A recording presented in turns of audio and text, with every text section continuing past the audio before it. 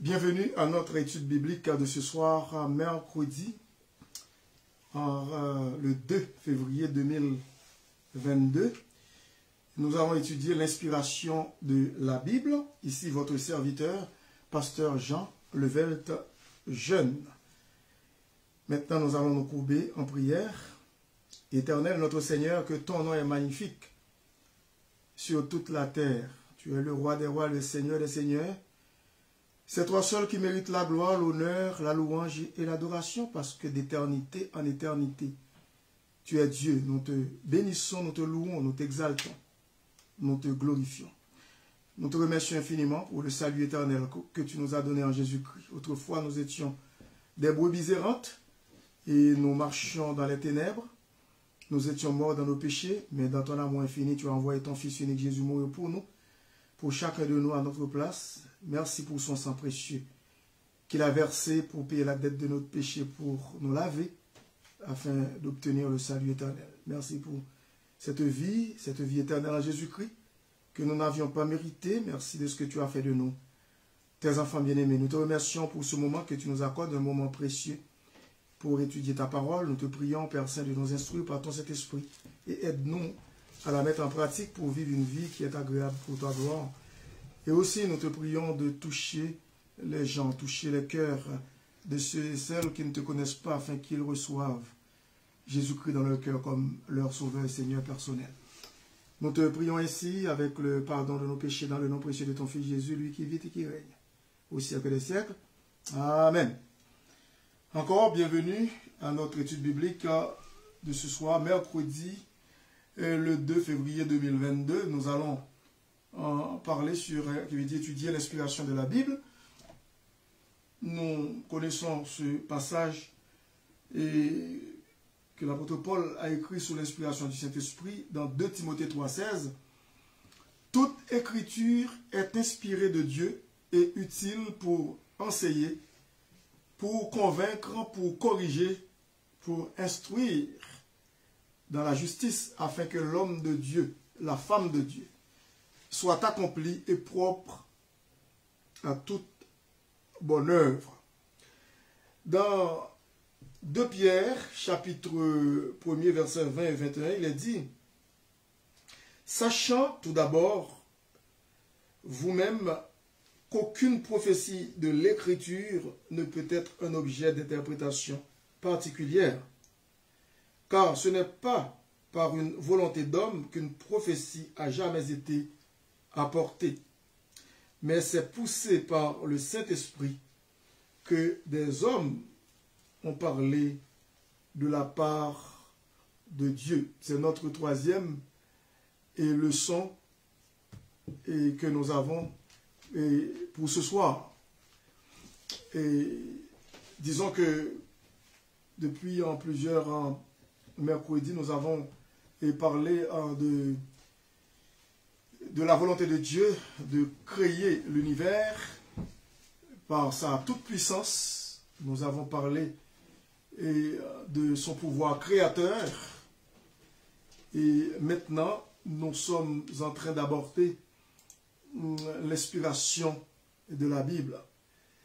Et la Bible est un livre, pour introduire cette étude, et la Bible est un livre unique, inspiré de Dieu.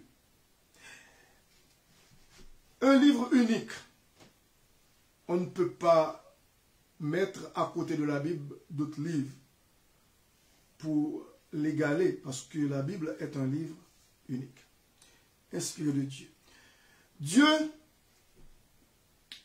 pour se révéler à l'homme, avait choisi d'utiliser des hommes à qui il a communiqué son message et a confié la responsabilité d'écrire ce message pour que plus tard, ce dernier soit rendu disponible pour tous.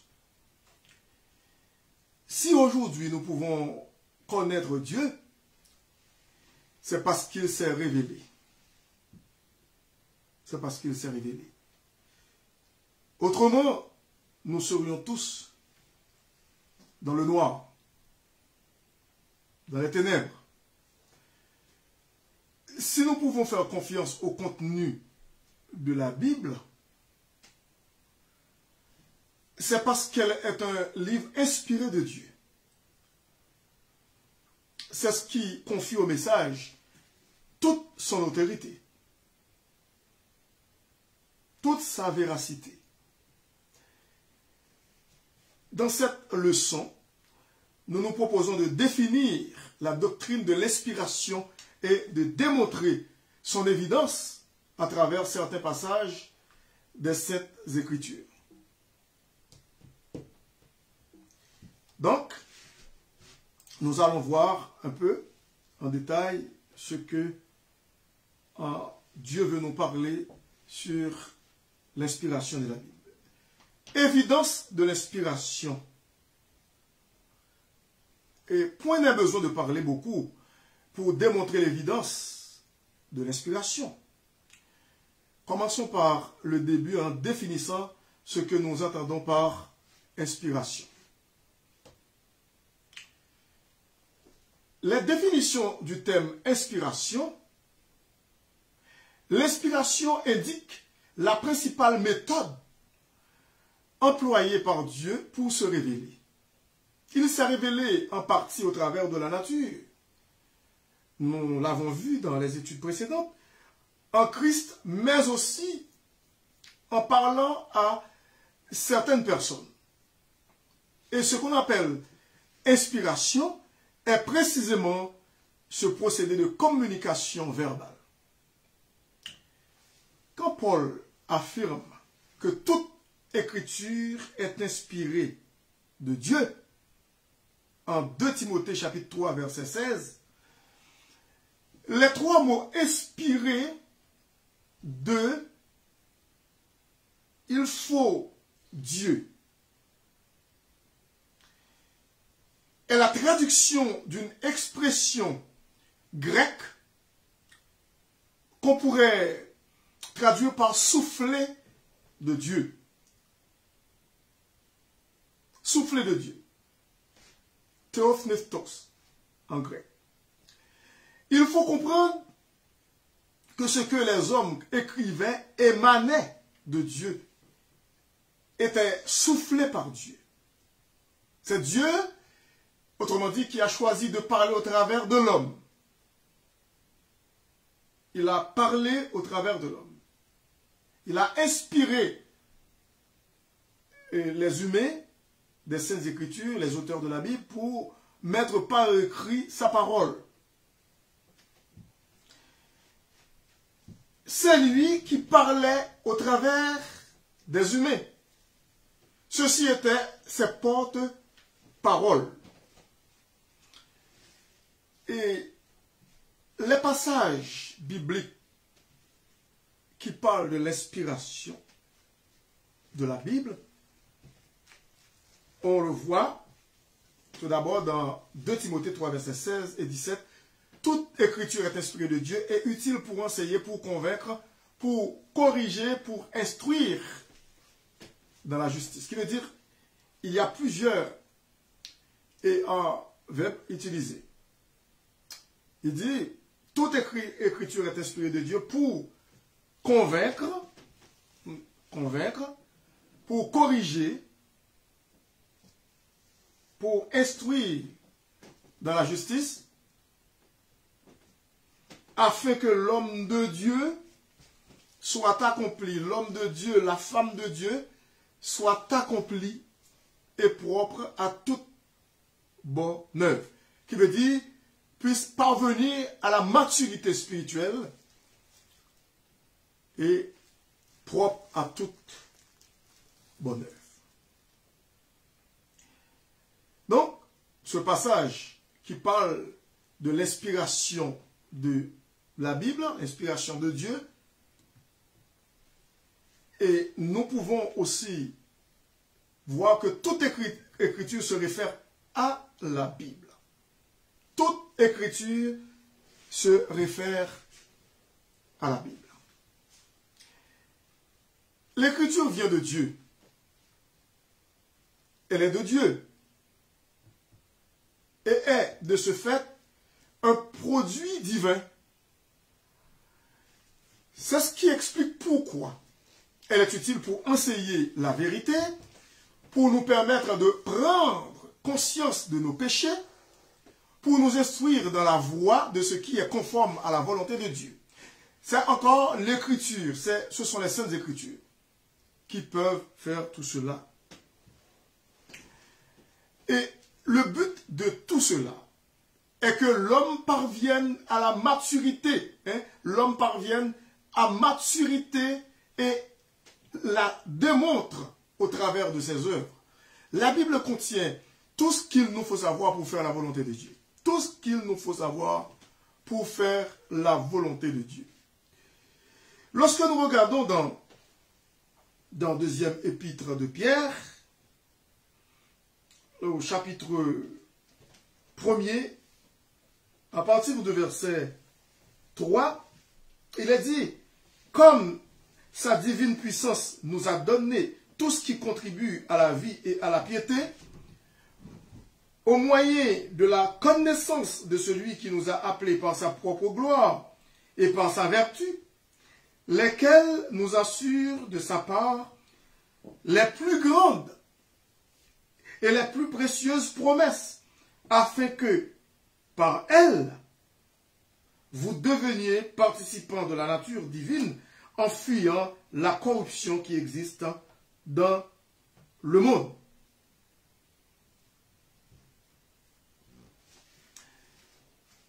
Le deuxième point, c'est que les hommes ont parlé sous les poussées du Saint-Esprit. Les hommes ont parlé de la part de Dieu. Lorsque nous regardons dans 2 Pierre encore, au chapitre 1er, verset 19 et verset 20 et 21 plutôt, il a dit, nous lisons dans ce passage, sachez tout d'abord, vous-même, qu'aucune prophétie de l'Écriture ne peut être un objet d'interprétation particulière. Car ce n'est pas par une volonté d'homme qu'une prophétie a jamais été apportée, mais c'est poussé par le Saint-Esprit que des hommes ont parlé de la part de Dieu. Et c'est ce que la parole de Dieu nous fait voir ici clairement. Et l'apôtre l'apôtre Pierre, dis-je, qui était un disciple de Jésus-Christ, un disciple fougueux de Jésus-Christ. Je vais reprendre ces 2 versets.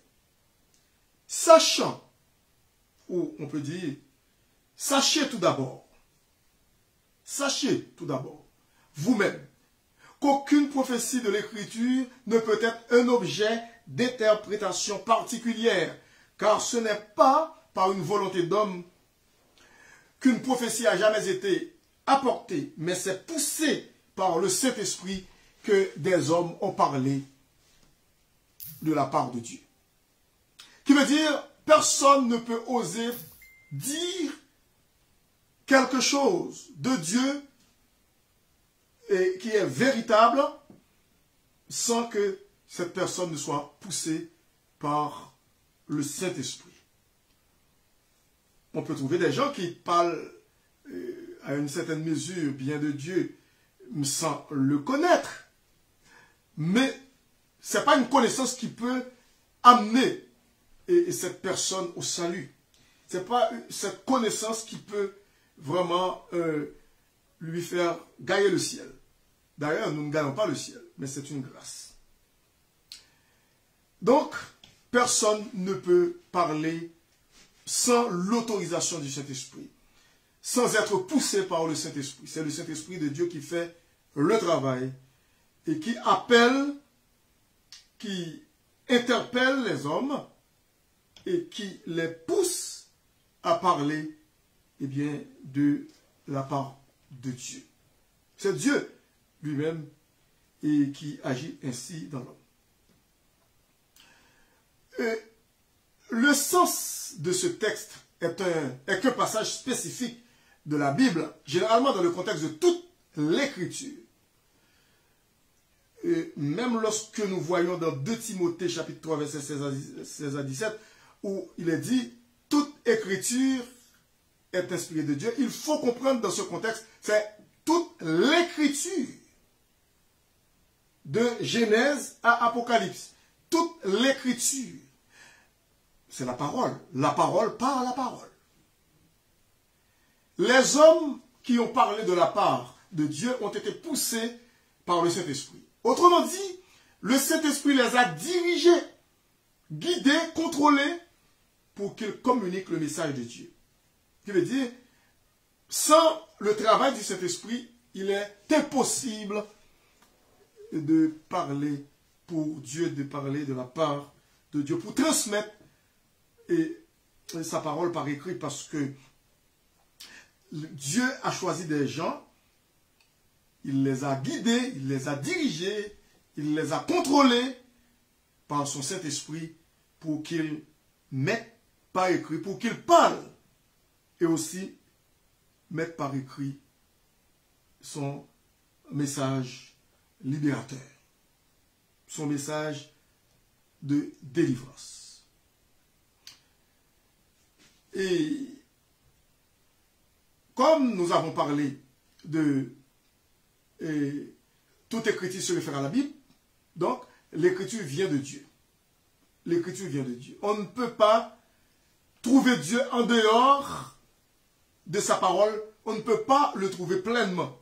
Parce que nous avons vu, et tout d'abord dans Romains, chapitre 1er, nous avons parlé un petit peu de Romains, chapitre 1er, où l'apôtre Paul lui-même parle de cette révélation générale, et où il est question, et cette révélation naturelle, au chapitre 1er, à partir du verset 18, la colère de Dieu se révèle du ciel contre toute impiété et toute injustice des hommes qui retiennent injustement, vous voyez, injustement la vérité captive. Parce que les hommes, ils savent qu'il y a un créateur. Tous les gens doivent savoir que Dieu existe, qu'il y a un créateur qui est à l'origine de toute création. Tout ce qui bouge, l'univers tout entier, les cieux et la terre, les astres radieux, les galaxies, le soleil, la lune, les étoiles, les océans, les arbres, les animaux, la mer, les anges, tout vient de Dieu, le Créateur. Et c'est pour cette raison que, au lieu de connaître Dieu, au lieu de chercher Dieu, au lieu de mettre sa confiance en lui, l'homme préfère se vautrer dans la boue du péché, dans le bourbier du péché. Il refuse catégoriquement l'être humain et de reconnaître son Créateur. Le verset 18 dit, dans Romains chapitre 1er, chapitre 1er, la colère de Dieu se révèle du ciel contre toute impiété et toute injustice des hommes qui retiennent injustement. Vous voyez, injustement. Il veut dire, les hommes ne sont pas innocents. Injustement, la vérité captive. Ils emprisonnent la vérité de Dieu. Au lieu de la laisser entrer dans leur cœur, les hommes retiennent injustement la vérité captive. Car ce qu'on peut connaître de Dieu est manifeste pour eux. Manifeste pour eux. C'est-à-dire, c'est évident. C'est clair. L'apôtre Paul dit, Dieu le leur ayant fait connaître. Dieu le leur ayant fait connaître. En effet, les perfections invisibles de Dieu, écoutez ça bien, les perfections invisibles de Dieu, sa puissance éternelle et sa divinité se voient comme à l'œil depuis la création du monde, quand on les considère dans ses ouvrages. Et l'apôtre Paul ajoute, ils sont donc inexcusables. Inexcusables. Pas d'excuse devant Dieu. Inexcusables.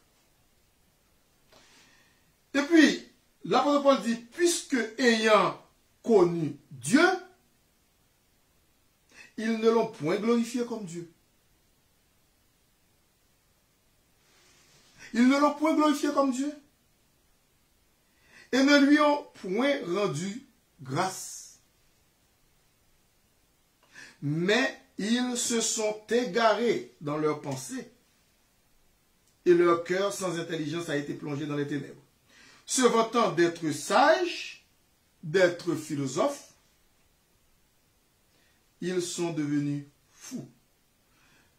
Parfois les hommes, au lieu de reconnaître Dieu, au lieu de se plier sous la puissance de Dieu, pour reconnaître leur petitesse, au lieu de s'humilier devant Dieu, les hommes préfèrent, eh bien, s'enorgueillir, se frapper la poitrine, et aussi faire des recherches scientifiques, finalement pour aboutir à une sorte de théorie que Dieu n'existe pas. Alors que dans Ecclésiaste, il a dit, Dieu a mis dans l'homme la pensée de l'éternité. Il veut dire, l'homme sait qu'il y a un Dieu, mais il s'en fout. Il fait fi du Créateur. Le psalmiste David, il dit, l'insensé dit en son cœur, il n'y a pas de Dieu. Dieu n'existe pas. Lorsque nous regardons dans le psaume, le psaume 8, on va voir le psaume 8. Il a dit, Éternel notre Seigneur, que ton nom est magnifique sur toute la terre. Ta majesté s'élève au-dessus des cieux. Par la bouche des enfants et de ceux qui sont à la mamelle, tu as fondé ta gloire pour confondre tes adversaires, pour imposer silence à l'ennemi et au vindicatif. Le verset 4. Quand je contemple les cieux, ouvrage de tes mains, la lune et les étoiles que tu as créées, qu'est-ce que l'homme? Verset 5. Qu'est-ce que l'homme pour que tu te souviennes de lui, et le Fils de l'homme pour que tu prennes garde à lui? Pour que tu prennes garde à lui. L'homme préfère d'adorer la créature, comme nous pouvons voir aussi dans Romains. L'homme préfère fabriquer des statues pour s'agenouiller, pour les adorer. Et nous pouvons voir dans Psaume 115 ces statues qui ne peuvent rien pour l'homme, qui ne peuvent pas apporter la délivrance, qui ne peuvent pas sauver. C'est l'homme lui-même qui fabrique ce genre de choses et qui finalement les adore. Ici, dans le psaume 115, il est dit, non pas à nous, Éternel, non pas à nous, Mais à ton nom donne gloire à cause de ta bonté, à cause de ta fidélité. Pourquoi les nations diraient-elles, où donc est leur Dieu? Les nations disent ça. Où donc est le Dieu des chrétiens? Nous répondons, comme le psalmiste, au verset 3, notre Dieu est au ciel, mais il est en nous aussi. Notre Dieu est au ciel, il fait tout ce qu'il veut. Maintenant, il se tourne vers ces idolâtres, les gens qui ne connaissent pas Dieu. Leurs idoles sont de l'argent et de l'or. Elles sont l'ouvrage de la main des hommes. Elles ont une bouche et ne parlent point. Imaginez, lorsque vous regardez des statues, vous marchez dans la rue, parfois vos yeux tombent sur des statues, posent sur des statues. Essayez de lui parler. Essayez de parler à ces statues, de leur parler. Vous allez voir la différence. Elles ont une bouche et ne parlent point. Elles ont des yeux et ne voient point. Lorsque vous entrez en conversation avec ces statues, elles ne peuvent pas vous répondre. Elles ont des yeux et ne voient point. Elles ne peuvent pas voir non plus. Elles ont des oreilles et n'entendent point. Qui veut dire, elles ne peuvent pas écouter les prières. Elles ont un nez et ne sentent point.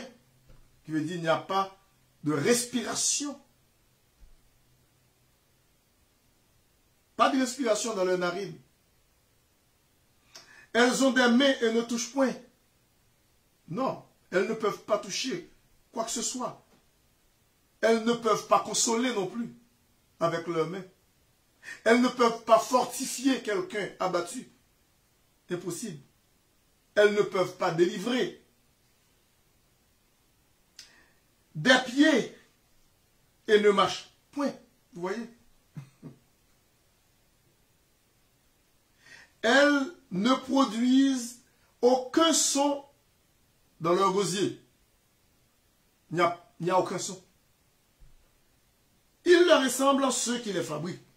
Tous ceux qui se confient en elles. Les gens qui fabriquent ces statues ressemblent à elles. Ils ressemblent à ces statues. Mais ici, la grande différence, c'est que les enfants de Dieu mettent leur confiance en l'Éternel. Israël, confie-toi en l'Éternel, parce que c'est lui qui est notre secours et notre bouclier. C'est lui. C'est lui qui est notre secours et notre bouclier. Il n'y a pas d'autre secours en dehors de Dieu, en dehors de l'Éternel. Et c'est pour cette raison, comme je vous ai dit, le psalmiste au psaume David, au psaume 53, dit « L'insensé dit en son cœur, il n'y a point de Dieu. » Et qu'est-ce qui arrive après? Eh bien, dans leur ignorance, ils se sont corrompus. Ils ont commis des iniquités abominables. Il n'en a aucun qui fasse le bien. Pas même un seul, dit la parole de Dieu. Et il est dit, Dieu, du haut des cieux, regarde les fils de l'homme. Du haut des cieux, il regarde les fils de l'homme. Pour voir s'il y a quelqu'un qui soit intelligent, qui cherche Dieu. Tous sont égarés, tous sont pervertis. Il n'en est aucun qui fasse le bien, pas même un seul. Pas même un seul. Lorsque nous regardons, et lorsque nous regardons dans le psaume, et nous pouvons voir, et plutôt dans Romains, chapitre 1er, et il a dit, écoutez bien ça, il a dit au verset 21, puisque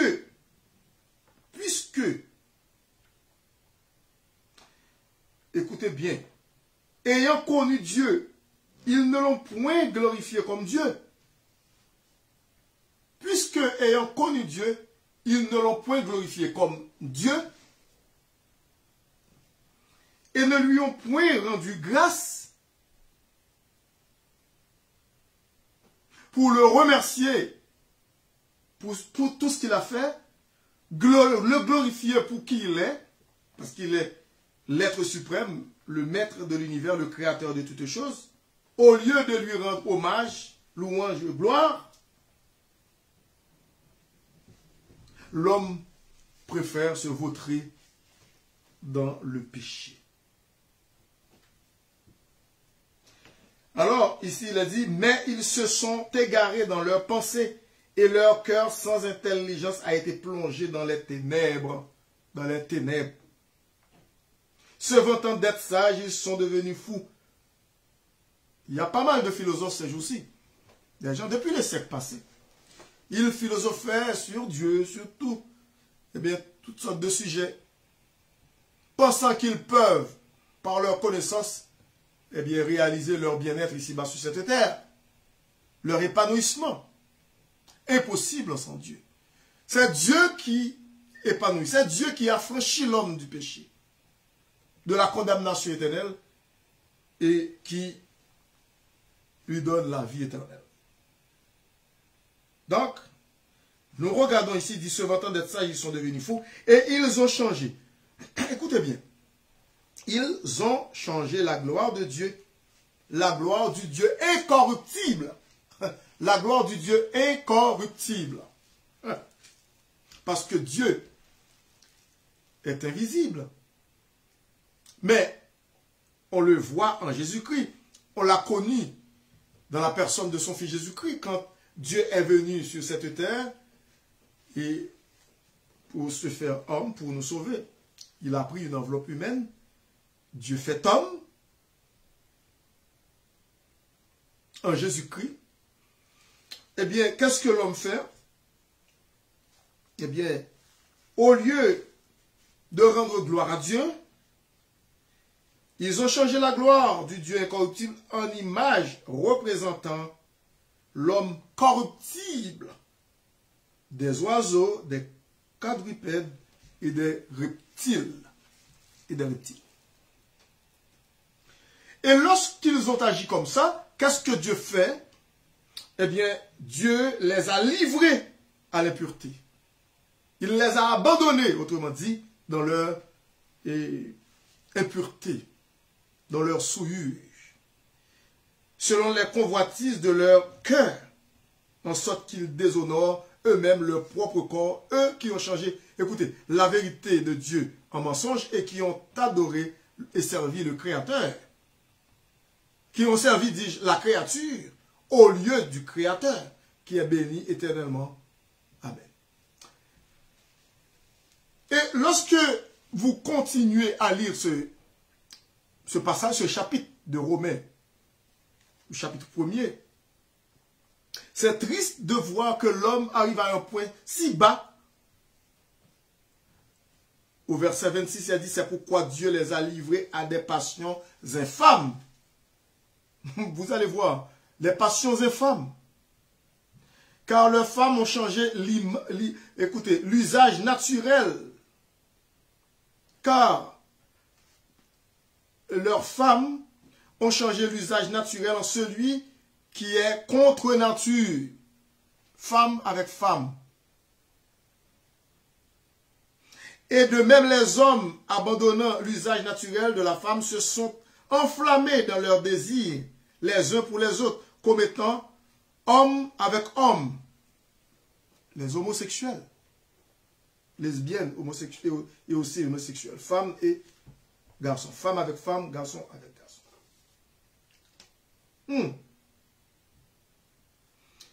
Et ils ont reçu le salaire de leur égarement parce qu'ils ne veulent pas connaître le Créateur.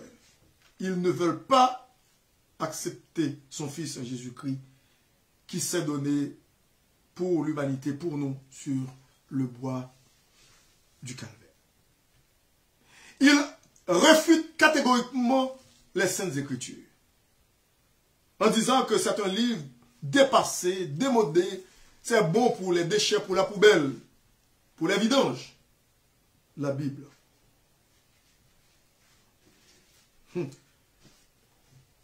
Le seul et unique livre qui dit la vérité. Et qui, c'est la vérité, par exemple. C'est la vérité elle-même. Parce que la parole de Dieu dit, au commencement était la parole. Et la parole était avec Dieu. Et la parole était Dieu. C'est Jésus-Christ. Lorsque nous regardons dans Jean, c'est ça.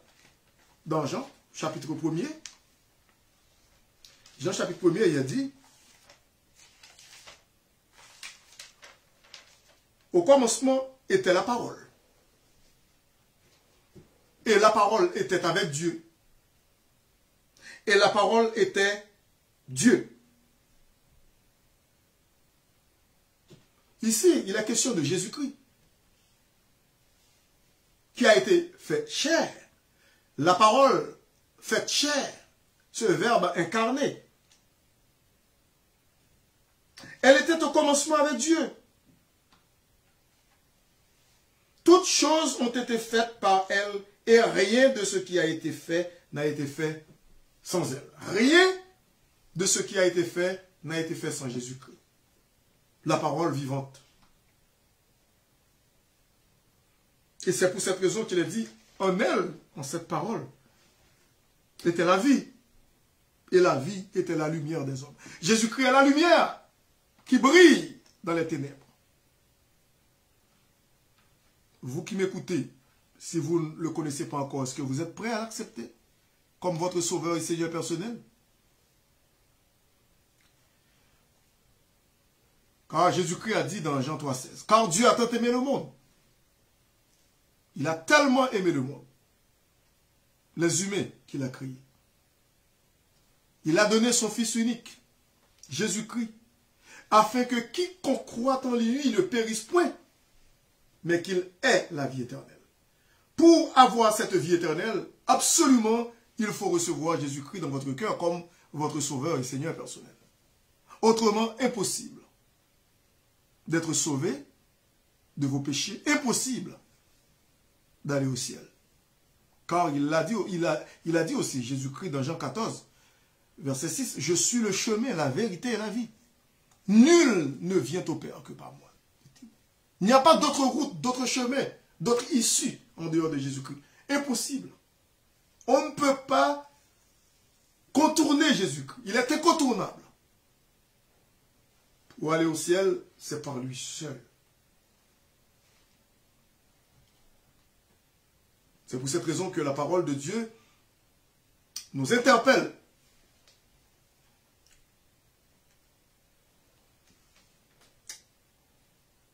Dans 1 Jean, chapitre 5,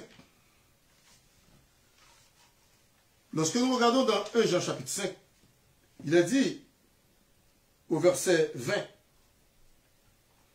nous savons aussi que le Fils de Dieu est venu, et qu'il nous a donné l'intelligence pour connaître le véritable, V majuscule. Et nous sommes dans le véritable, en son Fils Jésus-Christ.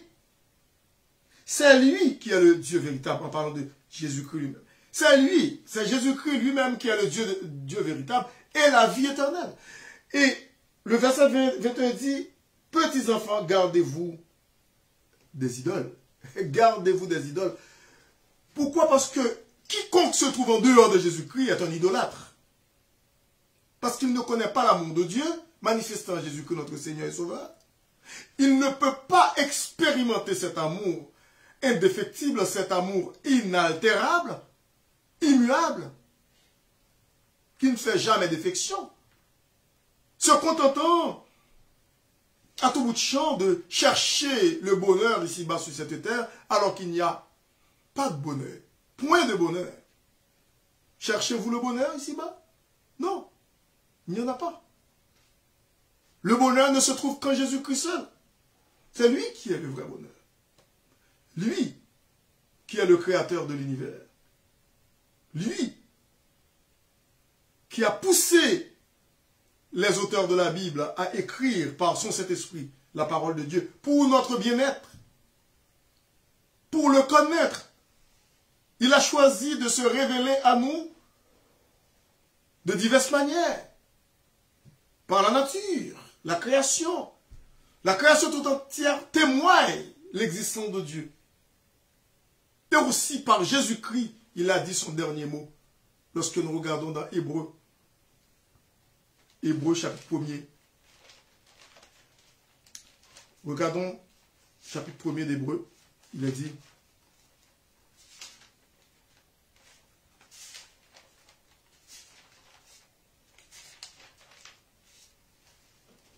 Après avoir autrefois, à plusieurs reprises et de plusieurs manières, écoutez bien, après avoir autrefois, à plusieurs reprises et de plusieurs manières, parlé à nos pères par les prophètes.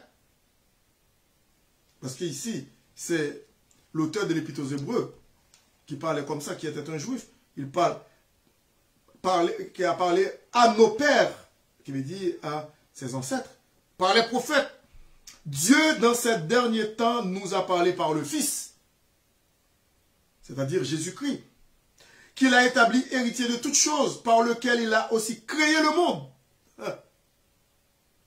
et qui étant le reflet de sa gloire, et l'empreinte de sa personne. L'empreinte de sa personne. Qui veut dire Jésus-Christ est Dieu, égal à son Père. Le véritable Dieu. Et puis il dit, et qui étant le reflet de sa gloire et l'empreinte de sa personne, et soutenant toutes choses par sa parole puissante. Soutenant toutes choses par sa parole puissante. C'est par la parole de Dieu que toutes choses sont soutenues. Toutes ces choses qu'on voit dans la nature, parce que Dieu parle, eh bien, c'est fini.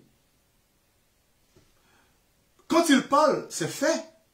Lorsque nous regardons dans le psaume 33,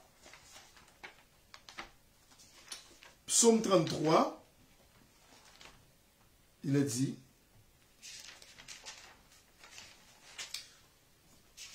écoutez bien, psaume 33. Maintenant, il est dit au verset 8 que toute la terre craigne l'Éternel. Nous avons besoin de craindre l'Éternel, d'avoir la crainte de Dieu. Pas pour avoir peur de Dieu, de s'approcher de lui comme s'il était un lion, un brigand, un méchant, un loup. Non. Cette crainte, c'est-à-dire nous devons avoir du respect, de la révérence pour Dieu. Que toute la terre craigne l'Éternel. Que tous les habitants du monde tremblent devant lui. Car il dit, il parle, il dit, et la chose arrive. Il ordonne, il commande, hein, et elle existe. Vous voyez? Quand il parle, c'est déjà fait. Et c'est pour cette raison que dans Genèse aussi, chapitre 1er, lorsque nous regardons dans Genèse au chapitre 1er, il a dit, au commencement, le verset 1er, au commencement, Dieu créa les cieux et la terre. Comment? Lorsque nous continuons notre lecture, il a dit, la terre était informe et vide, et il y avait des ténèbres à la surface de l'abîme. Hein? Et l'Esprit de Dieu se mouvait au-dessus des eaux, au-dessus de l'abîme, au-dessus des eaux. Dieu dit, il parle maintenant, Dieu dit que la lumière soit, et la lumière fut. Dieu vit que la lumière était bonne et Dieu sépara la lumière d'avec les ténèbres. Dieu appela la lumière jour et il appela les ténèbres nuit. C'est ainsi que depuis à l'origine, il y eut un soir et il y eut un matin. Ce fut le premier jour. Dieu dit, vous voyez encore, qu'il y ait une étendue entre les eaux et qu'elle sépare les eaux d'avec les eaux. Et Dieu fit l'étendue et il sépara les eaux qui sont au-dessous de l'étendue d'avec les eaux qui sont au-dessus de l'étendue. Qui veut dire tu vides l'étendue. Et cela fut ainsi. Dieu appela l'étendue ciel. L'immensité de l'univers ciel, l'étendue ciel. Ainsi il y eut un soir et il y eut un matin, ce fut le second. Ce qui veut dire, ouais c'est ça. Et puis Dieu dit au verset 9. Et lorsque nous regardons ici, il dit que les eaux qui sont au-dessous du ciel se rassemblent en un seul lieu et que le sec apparaisse et que le sec paraisse. Vous allez voir comment Dieu va créer la terre. Parce que la terre était couverte de l'océan, de l'abîme. Dieu dit que les eaux qui sont au-dessous du ciel se rassemblent en un seul lieu et que le sec paraisse. Et cela fut ainsi. Dieu appela le sec terre et il appela l'amas des eaux mer. Puis Dieu vit que cela était bon.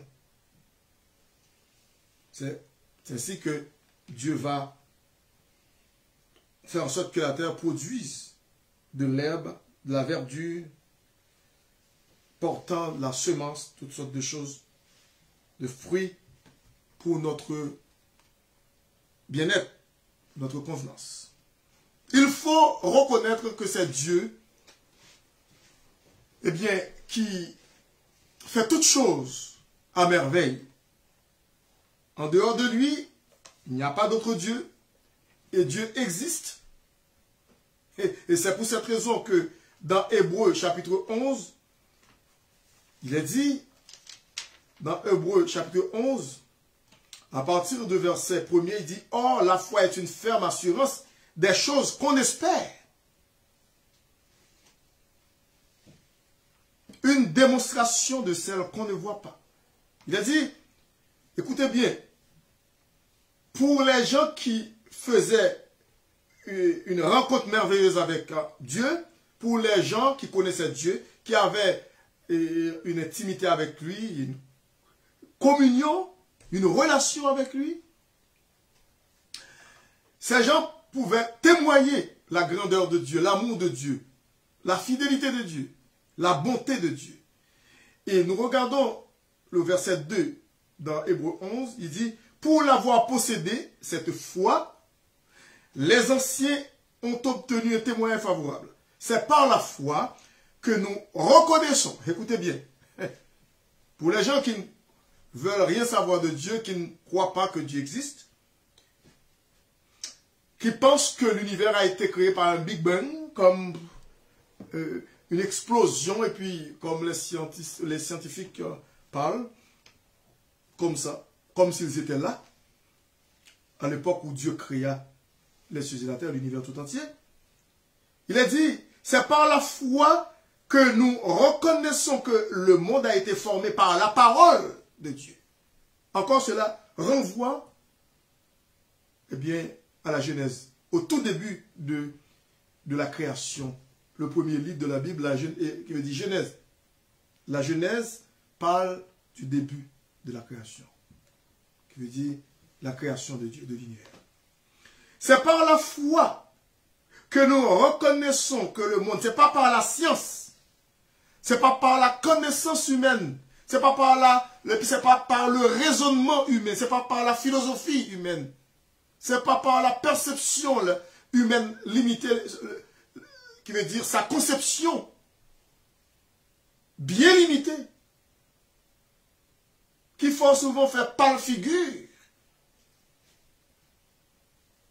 devant la Bible. C'est par la foi que nous reconnaissons que le monde a été formé par la parole de Dieu, en sorte que ce qu'on voit n'a pas été fait de choses visibles. C'est pas l'homme qui a créé ça.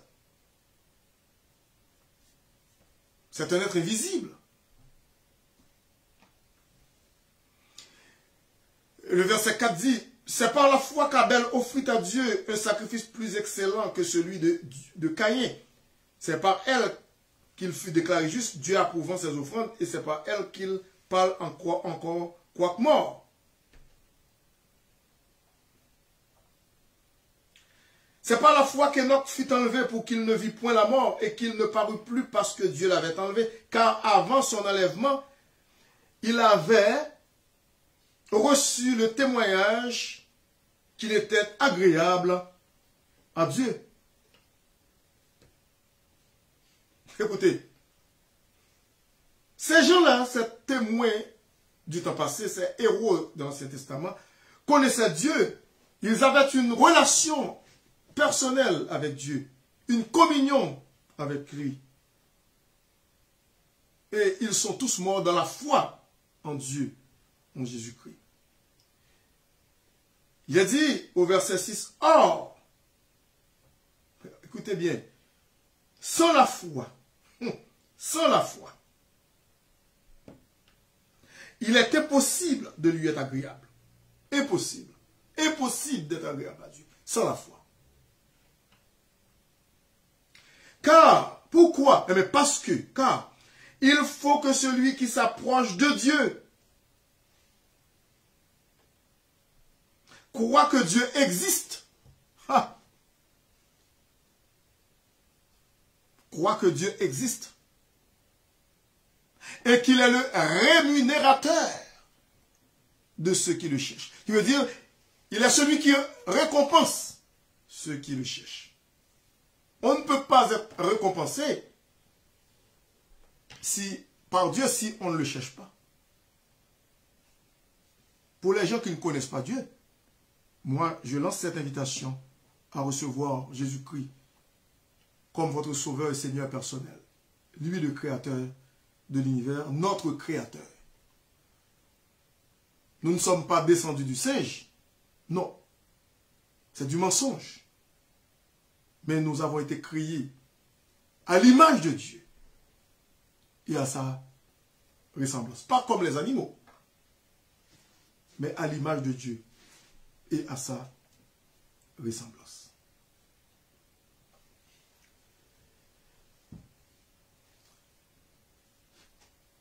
Dieu voulant se développer, ou se dévoiler plutôt, et se faire connaître à l'homme, a choisi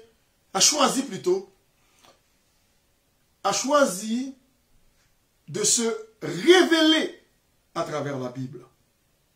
La Bible devient de ce fait le livre le plus important de l'univers. Le plus important. Ayant été inspiré et portant l'empreinte de Dieu. Nous comprenons pourquoi elle fait autorité en matière de foi et de conduite. Nous sommes convaincus que nous pouvons nous fier à ces messages, ces avertissements, ces promesses et mettre en application ces exhortations et ces commandements et ces ordonnances. Il y va de notre bonheur. Et dans la prochaine leçon, nous développerons les implications de l'inspiration de la Bible. Merci d'avoir assisté à cette étude biblique. Au plaisir de vous revoir. Que Dieu vous bénisse. C'était votre serviteur, pasteur Jean Le Velter Jeune, qui vous remercie. maintenant, nous allons prier. Et puis, si d'autres personnes veulent poser des questions, vous pouvez rester avec moi sur Zoom. Père Saint, nous te remercions pour ce moment béni, rafraîchissant, et d'avoir étudié ta parole. C'est toi qui nous as instruits dans ta parole. Et sans ton Saint-Esprit, Père Saint, nous ne pouvons pas comprendre ta parole, les Saintes Écritures. Tu as choisi de te révéler à nous de diverses manières. Dans la création, en Jésus-Christ, ton Fils, au travers de ta parole. Nous te prions, Père Saint, pour les gens qui ne te connaissent pas encore, qui cherchent, qui doutent. Nous te prions de te révéler à eux. Fais qu'ils fassent une bonne rencontre avec Jésus-Christ. Une rencontre salutaire. Oui, Père Saint, qu'ils le reçoivent dans leur cœur comme leur Sauveur et Seigneur personnel. Nous te prions ainsi, Père Saint, avec le pardon de nos péchés, dans le nom précieux de ton Fils Jésus-Christ, à lui seul, soit la gloire dès avant tous les siècles, et maintenant, et au siècle des siècles. Amen. Donc, alors, je vous convie pour une autre étude, mercredi du volant. D'ici là, que le Seigneur vous bénisse. Merci. Amen.